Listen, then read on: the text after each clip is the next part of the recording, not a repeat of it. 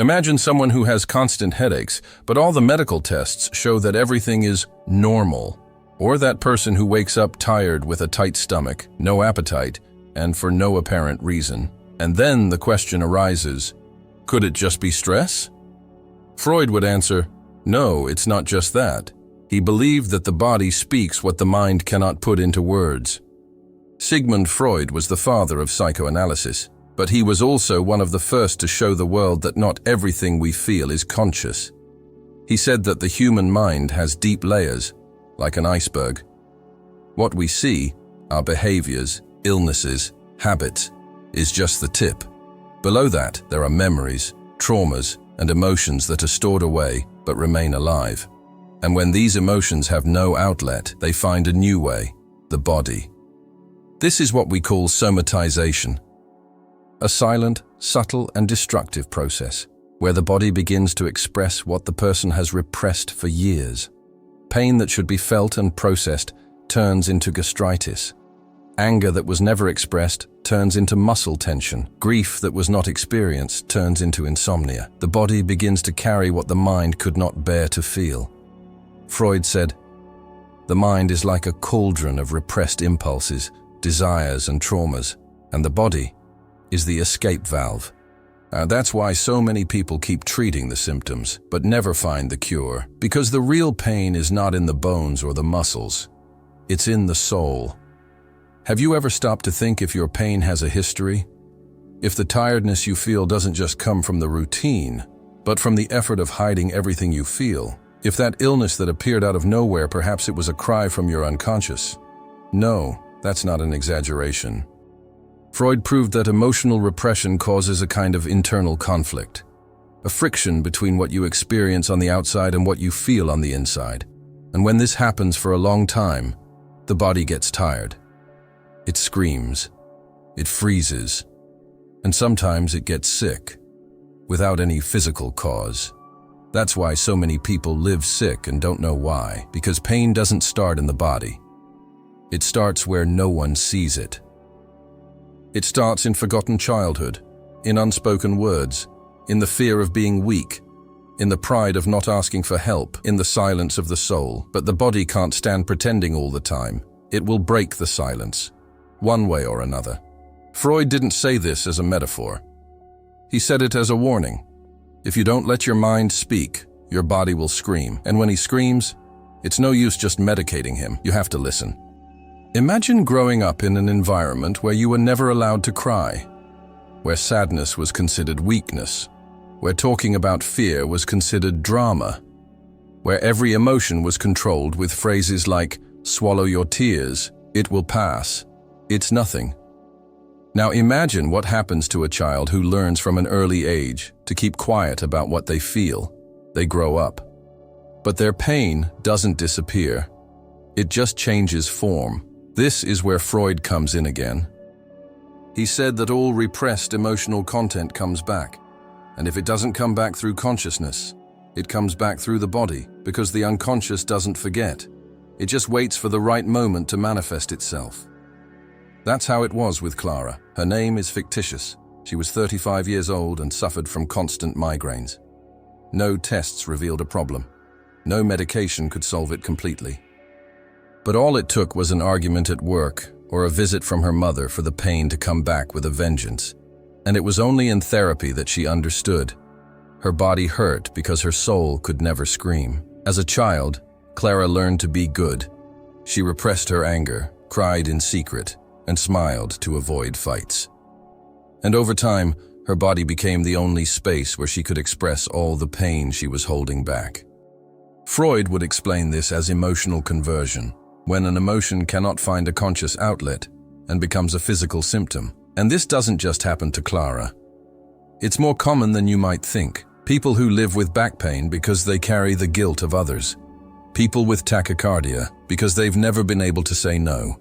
People with nausea because they live in relationships that make their souls sick. And the most tragic thing, many of these people don't even know they're sick, emotionally. Freud said that a symptom is a symbol, a code from the unconscious, something that needs to be deciphered. And if you treat the body without listening to this code, the symptom returns. stronger, deeper, as if to say, you still haven't gotten the message. How many times have you felt a tightness in your chest for no reason? How many times has your body gotten tired without any physical effort? How many times have you gotten sick after swallowing a truth, a fear, a desire that never came out? This is no coincidence. It is a pattern. And Freud said that as long as you do not face what has been repressed, the pain will find a way to express itself, because the function of the symptom is precisely that, to force you to look at what you have ignored for too long. But instead of listening, we try to silence our bodies with medication, distractions, and addictions. We try to live as if it were possible to ignore the screams within, but the body has memories. And these memories cannot be erased with pills. They require real healing. And real healing begins when you stop running, when you accept looking at what hurts, when you understand that the symptom is a sign, not the enemy. Ultimately, your body is just doing what it can, trying to protect you, trying to warn you, and maybe it's time you started listening. What we call illness is not always just a problem of the body. Often, it is the mind trying to express itself in the only way it can, by creating a symptom. Freud saw physical symptoms as unread letters, loaded with repressed emotions, denied desires, and undigested traumas. And the more we try to ignore them, the more they demand a response. Have you ever noticed how some people always have pain in the same place? Shoulders, as if they were carrying the weight of everyone around them. Stomach, as if they were digesting all of life's conflicts. Spine, as if they were supporting a world that is not just theirs. It is no coincidence.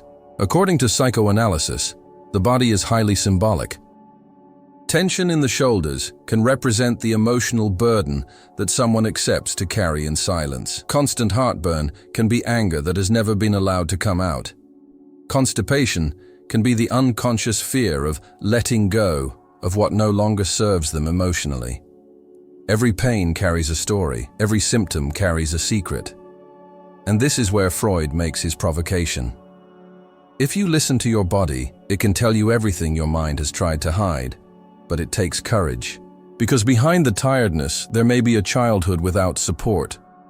Behind the gastritis, an abusive relationship that you pretend to endure. Behind the insomnia, a fear that never had a name.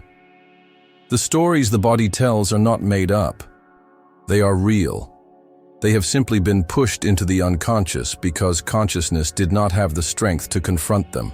But as Freud said, the repressed always returns.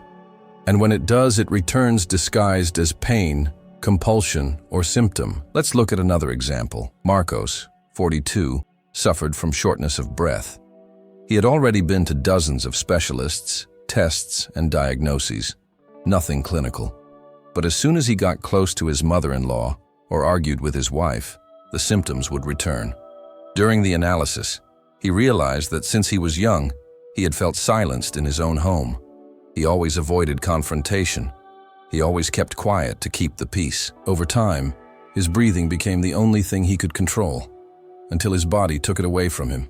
He was literally no air to live his own life. The body starts whispering, light pains, occasional discomfort. But when it is not heard, it screams, crises, diagnoses, breakdowns. It forces a pause, because it knows that if you continue at that pace, you will become ill in a way that you may not be able to recover from.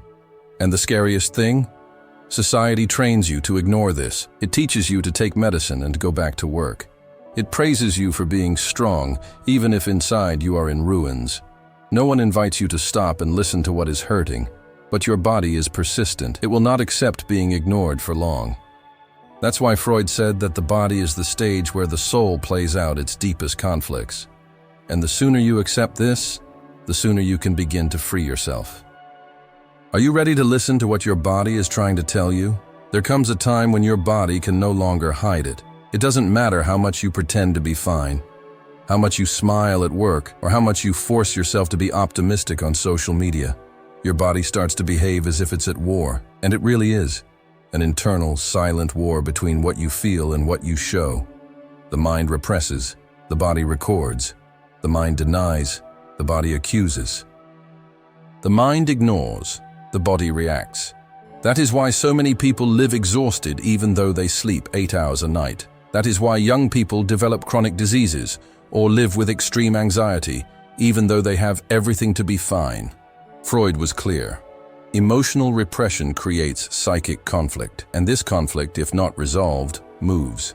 It leaves the realm of ideas and invades the body. It lodges itself wherever it finds gaps, in the joints, the immune system, the skin, the heart, until one day the pain forces you to stop.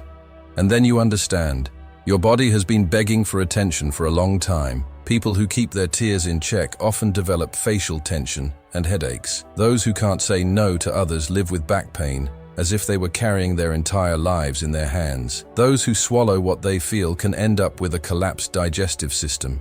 These are not metaphors. These are real, palpable, painful symptoms. And the cruelest part?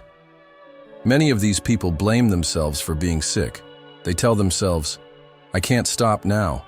I'm just being fussy. I'm just anxious." But Freud taught us that the body never lies. It's more honest than the mind. It's not betraying you, it's trying to save you. That's why so many people take care of their physical health, but forget that a body in pain often carries a wounded soul.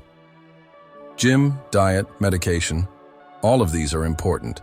But if you don't heal your emotional wounds, you'll continue to be sick, even with normal tests. The question Freud would ask is not, where does it hurt? But, what were you unable to say when it started to hurt? It's not, what medicine are you taking?